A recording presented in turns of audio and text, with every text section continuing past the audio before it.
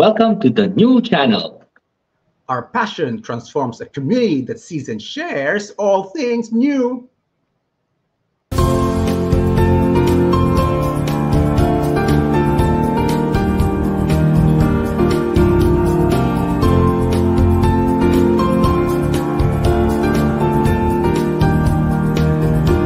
The new channel.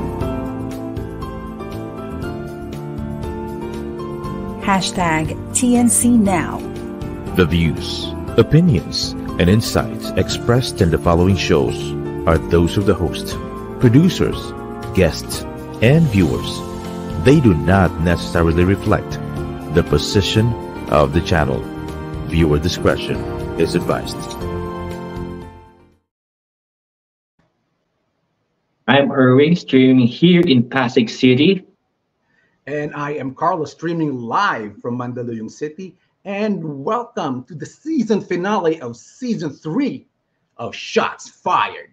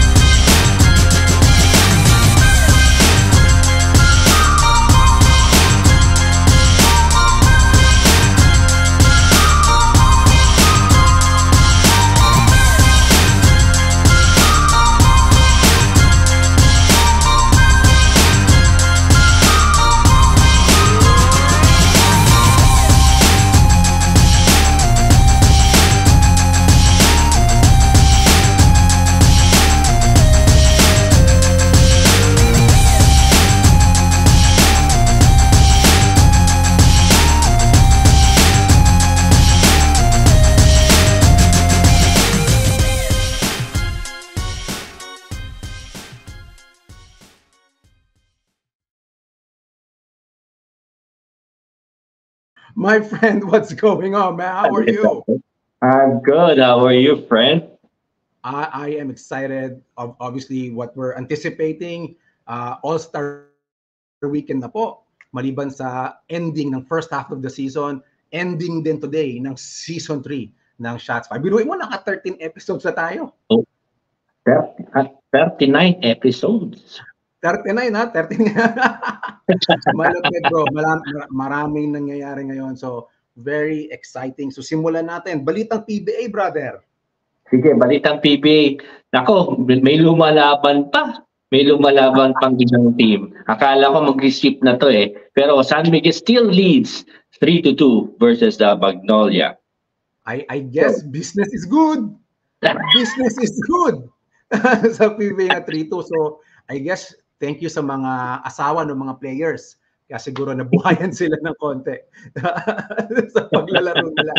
So maganda actually. I saw a couple of the games. Medyo natawa ako dun sa unang eksena kasi after the dugout incident, no, sabay na pumasok si Mo Tautua at saka Alvin Abueva. Tapos nagkamaya naman sila. So siguro, bro, laro na lang tayo siguro. But aside from that, interestingly, CJ Perez won his first Best Player of the Conference Award.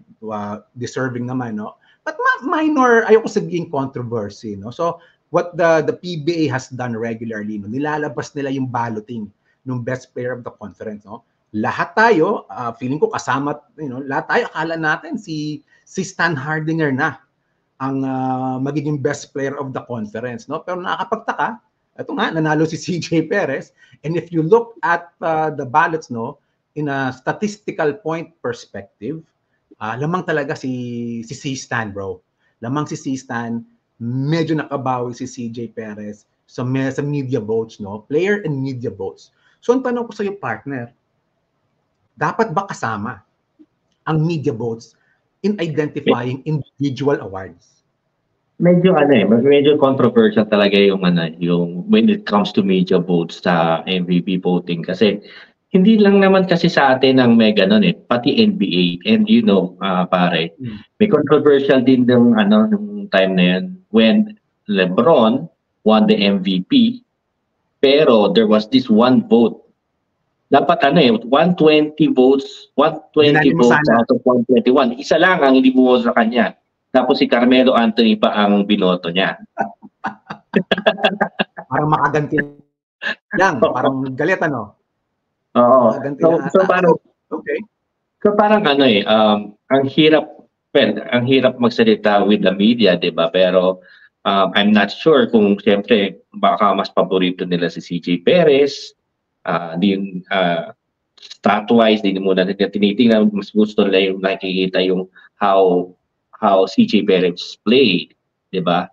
Than versus feeling na yung stats. Pero I don't know.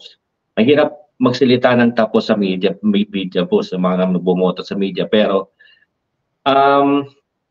malaking nakita mo na talaga na malaki yung magiging role ng media sa pagboto dito sa MVP. Yun na nga yung point ko, no? Ako naman, I think we need to leave it purely statistical and maybe some player votes, no? Siguro the weight should be different, media votes. And take note, I'm not familiar with the weightages here, no? So like pag nasa office ka ba, meron bang pag ina-award natin yung mga top performers sa office, diba? It's purely statistical and maybe some recommendation from your boss. So it's people within the community. You don't ask people outside your office to vote. So yun lang naman yung akin, eh. But we don't know how non-biased media could be, diba? Yun lang naman yung akin. I really thought that, again, not to discount any of the accomplishments of CJ Perez, I thought it was Stan Hardinger's year to win it. But in any case, congratulations. Looking forward for Game 6. So feeling ko yung tapos na ba sa Game 6 o pauwi pa natin ng Biyernes? Sabi mga business is good eh. Okay, baka may Friday pa. Anyway, speaking of which, speaking of business being good, other local news, unti-unti nang dumarating yung mga Gilas players natin, I believe today I saw some footage, Dwight, hindi Howard, Dwight Ramos arrived from Japan, and Kai Soto is in town as well. Justin Brownlee, nung isang araw pa. Si Kai Soto pa, rin galing nating player. Okay. Sige. In fairness kay Soto, nakadalawang straight na double-double siya. So, congratulations to Kai. Tingnan natin kung magiging consistent ka. So, I'm looking forward for magkaroon tayo magsalita ng tapos. I'm looking forward to a consistent statistics. Yeah. Okay. Sabi mo eh. Anyway, pagdating naman sa statistics na iba naman tayo, doon naman tayo sa isang player na napakaganda nung statistics niya, 20 years siya sa NBA at pinarangalan siya ng statwa. So natin na ngayon, Mamba mentality, Mr. Kobe Bryant, no? Any thoughts on the statue? Well deserved? Well deserved for the statue. But I didn't expect na ganun maging statue niya. Para siyang, in fairness, maganda talaga yung statue. But may isa lang ako unang kong nakita sa statue, alam mo, unang nakita ko, naalala ko, acknowledge me. Kamukha ni Roman Reigns. Hindi ganun nga siya, di ba? But I think the statue number 8 was to commemorate his last game. To commemorate his last game, no? So this is one of 3 statues. So we have a number 8 statue, we have a number 24 statue coming over, and the last one is with him and his daughter, no? So I'm curious, bro. Aside from Kobe, we have a few players who have their statue. Dirk was given a statue. Do you think there is an active player right now, or maybe a non-active player who eventually will get a statue? Number 1 active player, I think, siyempre nakita natin matandaan na si LeBron. Okay. Malamang mayroon yan. Medyo maraming statwa yan, feeling ko. Maraming statwa. Active, we're talking about active. Number 2, malamang si Clay and Curry magkakaroon ng statue yung dalawang yan. For the accomplish. Yeah. For the non-active, I think, siyempre, idol natin si Dwayne Wade sa Miami. Okay. How about you, bro? Pwede. Ako, feeling ko, maybe in a coaching perspective, I think of two people in terms of statues. Maybe Greg Popovich is one in San Antonio. I'm kind of thinking in that round. Pero iniisip ko rin, baka kailangan bigyan ng statue si Kawhi Leonard ng Toronto. Medyo isang taon lang siya doon. O kahit kamay lang pa. Kahit kamay lang. Kahit ganun lang siya. Diba? Isang live kamay lang niya. Parang nakaganon lang, oh. Okay na. I think Kawhi deserved kasi he brought the first championship to Toronto. Right. So, yeah. Sure. That makes sense. But anyway, congratulations idol natin si Kobe. Again, well deserved. Congratulations. God bless you. It was very lucky that every person who watched in the arena got a Kobe Bryant jersey. Right. So yeah, it was God bless his. Yeah, God bless his soul. Yeah. Cool. Katatapos lang, syempre. Doon naman tayo sa medyo intense na balita, no? Kakatapos lang ng trade deadline natin. Expected, wala na tayong nakitang napaka-matindi na trade. No? That I guess we may agree that the biggest trade for this season, at least leading to the deadline, was Pascal Siakam trade, no? But meron tayong mga trade na nagsulputan. Ano para sa'yo? Give me 1 to 2 of the important trades that happened. Sorry. Can you repeat that again?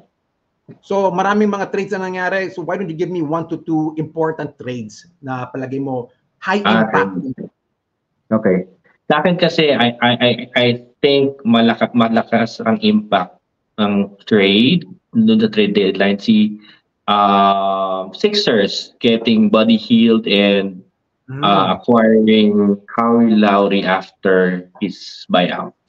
Okay. Bakit? Anong madadala nila sa Philadelphia?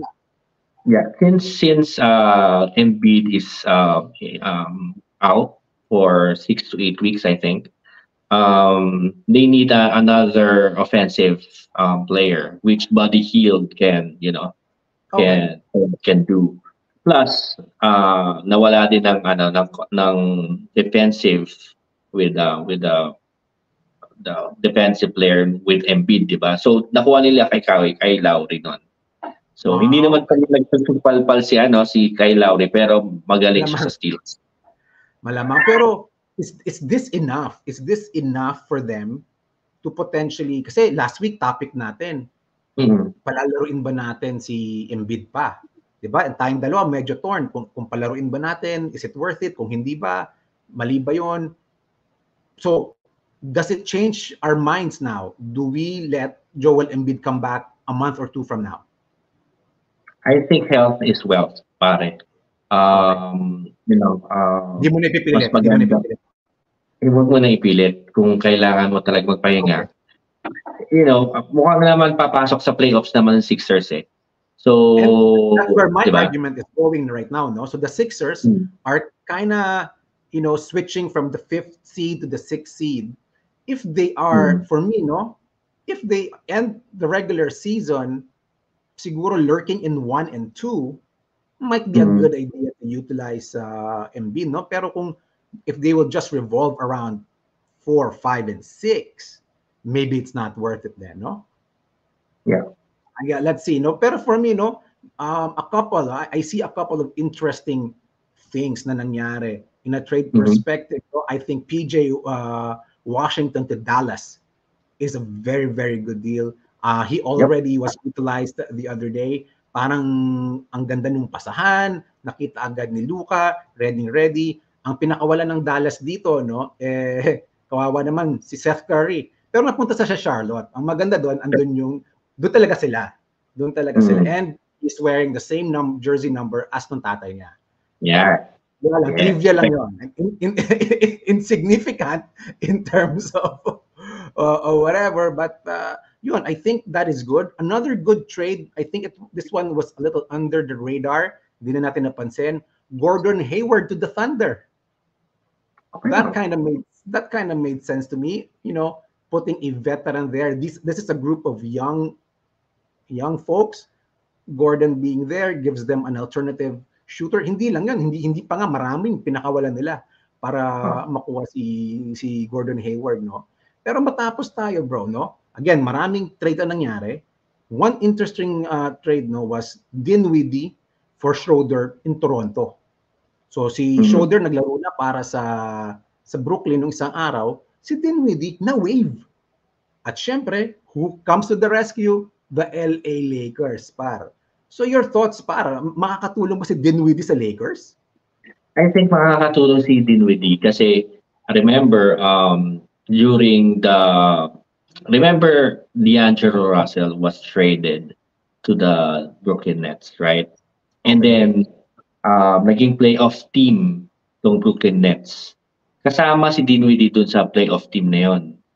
So okay. I think they can coexist as a second unit.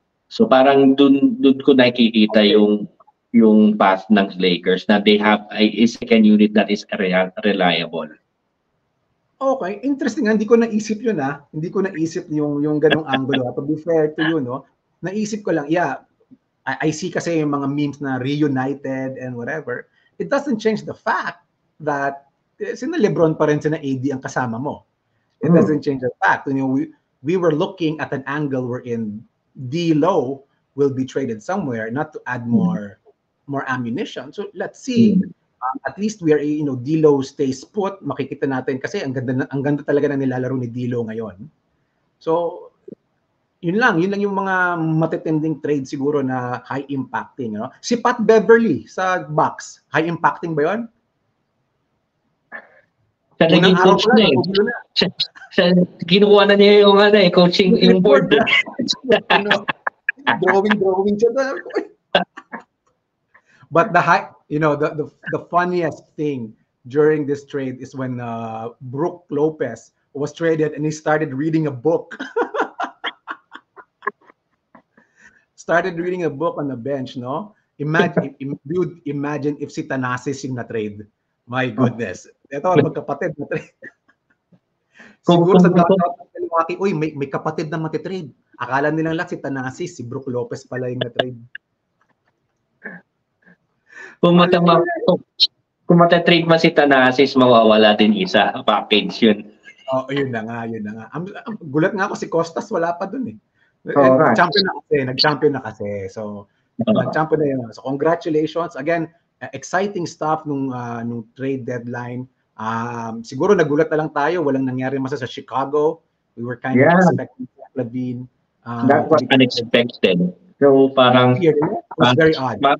Parang sinasabi na sige, bayan natin. Let's see where it goes, di ba?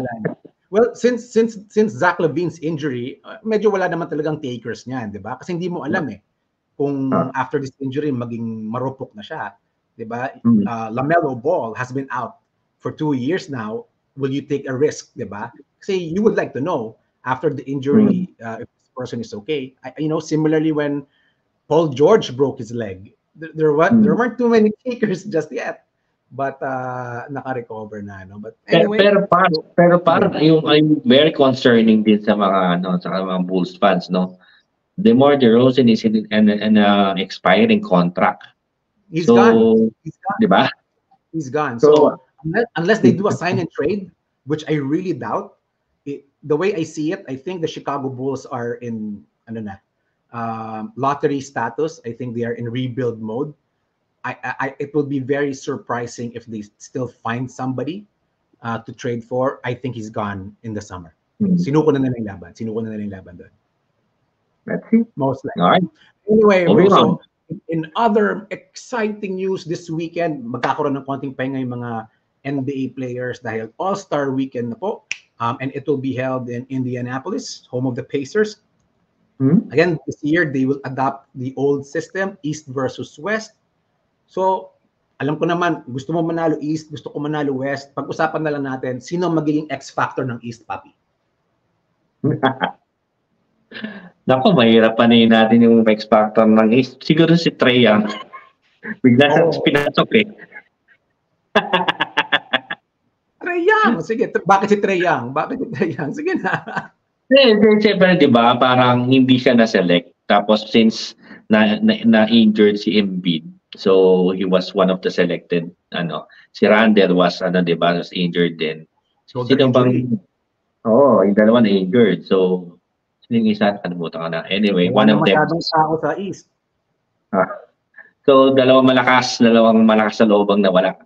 So, ako, I'm still rooting for the East, pero kinakabahan ako mukhang makakain ng kabila. Dahil dalawang malakas ang nawala eh. So, ititira na lang si Trey sa labas. So, interesting. Well, in the West, you're right. It is weird what I'm about to say, that the X factor will be Steph Curry, kasi hindi siya starter eh. So, medyo tinag ko siya as a X factor because it will be the first time in a while that he's coming off the bench. So, I find that interesting. Anthony Edwards also might be a problem there, but in a not so backup perspective, I'm excited for SGA to be a starter. Well deserved. And maybe potential MVP. Watch out. With SGA, So anyway, loyal ka sa East, loyal tayo sa West. Sa ibang mga aspeto naman, sa slam dunk contest par. Ikaw naman hindi ko ma-pronounce yung iba eh. Alam mo naman, gustong-gusto natin maliliit ang dumadakdak, di ba? Dumakdak eh. So, I think, sa akin, makmak lang. Ikaw? Sino ba yung mga player muna? Ikaw na, sige, hindi ko ma-pronounce yung pangalan eh. Hindi ko ma-pronounce yung isa. Sige. Jaylen Brown, makmak lang, Jaime Jaquez, and Obi Toppin. Sino yan? Ano sino yan? Who? Ano sino yan? Si Jaime Jaquez, di mo kilala? Hindi. Sino yan? Taga Miami, yung gumagawa nga sa Miami kapag wala si Jimmy. Yung pang telenovela. Yung tsura. Okay, so wag na tayo maglokohan pa. Mukhang si Maklang yung mananalo dito. Talaga. Diretsunin natin. Mukhang Maklang talaga. Okay. So maybe we could see something na hindi pa natin nakikita dati. No? But you know what? The NBA might want to explore inviting more people outside, no? Kasi it was very successful last year. Diba? Get somebody from the G League, get somebody from a different league. I don't know. Might be a good idea, no? Sa 3-point shootout, dyan tayo magaling. 3 points. So we have some common names here. Para sa akin, idol mo pipiliin ko. Hindi mo idol masyado. Si Tyrese Haliburton, no? Feeling ko dark horse siya. Ang pangit ng tira niya, kung tutuusin, pero feeling ko, dahil home court niya yan, alam niya yung kabisado niya yung sahig, kabisado niya yung ring, I'm gonna go for the hometown hero, so to speak. I think he's gonna be the 3-point. Sige. Sa akin naman, I'm going to the veteran of the 3 points. Dame Lillard. You're playing safe, ha? You're playing safe. Yan talaga. Dun sa 3-point shootout natin, 3-point shootout ng NBA pala natin. Ng NBA. May match up ang umiikot ngayon between Steph Curry and kay Sabrina Ionescu. Sa palagay mo, sino mananalo sa dalawa?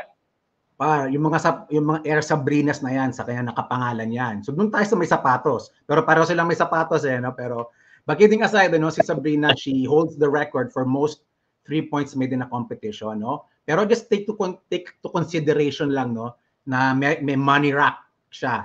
Yung ibang mga sina Larry Bird, mga walang money rack. So siya, marami siyang pagkakataon ng mga 2 points. Not discounting her accomplishment. I'm not discounting her accomplishment. I'd like to see, Sabrina win. She's very inspiring. A lot of the younger girls look up to her. So it kind of makes sense. I'm rooting for her. I'm not saying she's gonna win, but I'm rooting for her. Okay. Sa akin, siyempre, doon tayo din sa NBA tayo, din kay Steph Curry din. Kasi marami naman na siya na-accomplish. He's been winners in the 3-point contest din sa mga All-Star before. Okay. So, pero Ang akin lang naman dito, no, may nagtanong sa akin minsan. So recently, kakagaling lang natin liga, nakailang pick-up games na tayo, no? May nagtanong sa akin, isang panauhin natin. Kuya Carlo, sino ba sa mga shots fired host ang pinakamaganda ang shooting? Sabi ko, ako. Ano?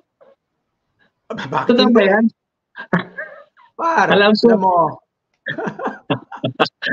Alam ko pag naglalaro tayo, alam ko ikaw lagi na may bola. Ikaw yung nakashoot. Pero, iba tingnan natin kung one-on-one tayo. One-on-one sa 3-point shootout. Guys, sino kaya mananalo? Na-anticipate ko na to, no? Na-anticipate ko na napapalag to sa akin. So, ang ginawa namin ni Erwin, lumabas kami. Panuorin niyo tong video na to kung sino ba talaga sa shots fired host ang mas may galing sa shooting. Roll the clip.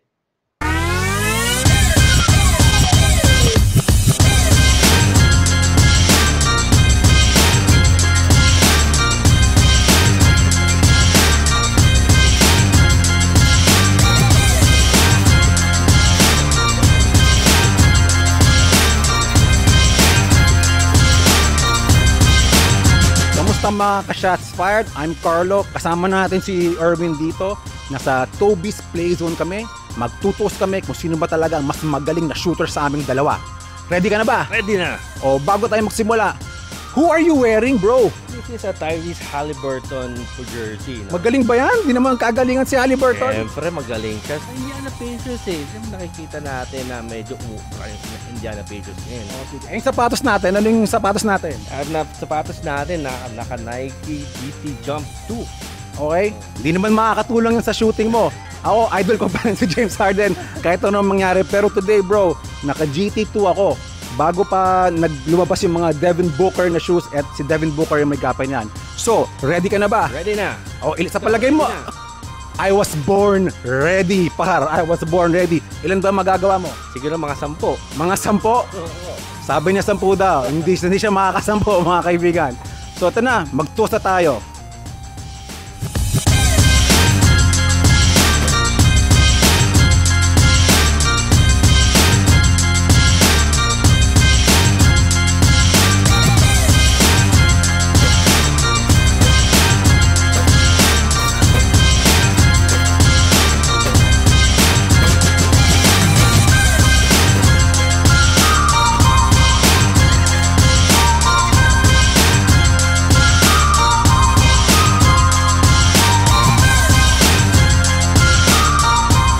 Ano par?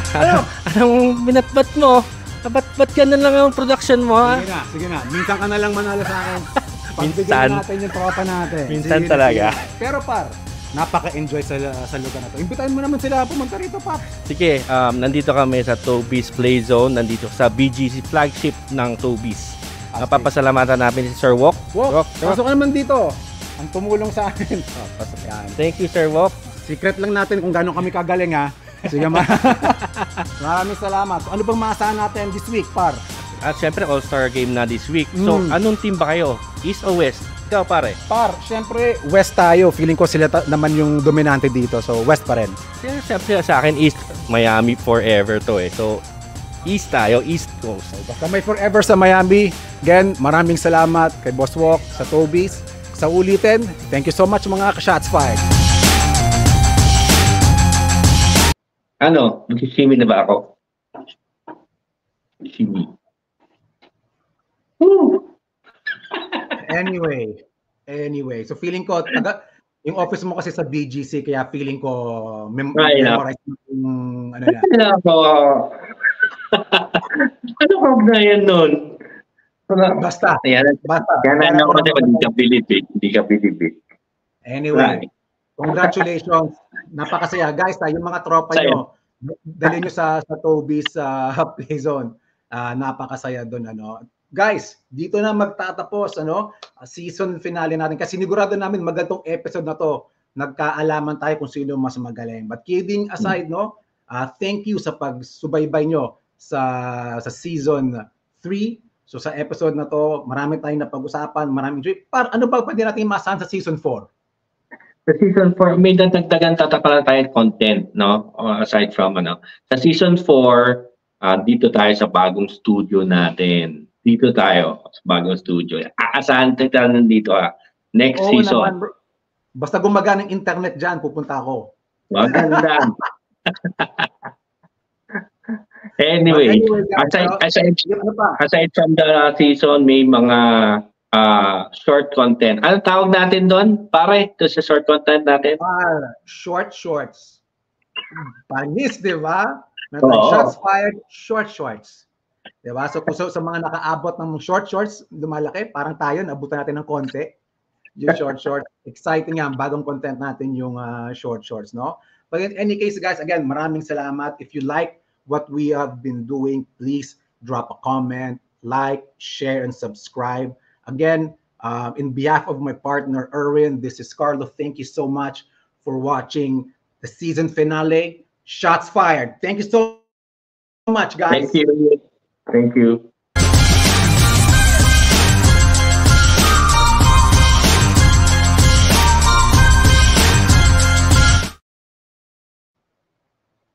Ang 40D, tumutulong patibayin ng vital organs, iwas sakit sa puso at iba pang sakit.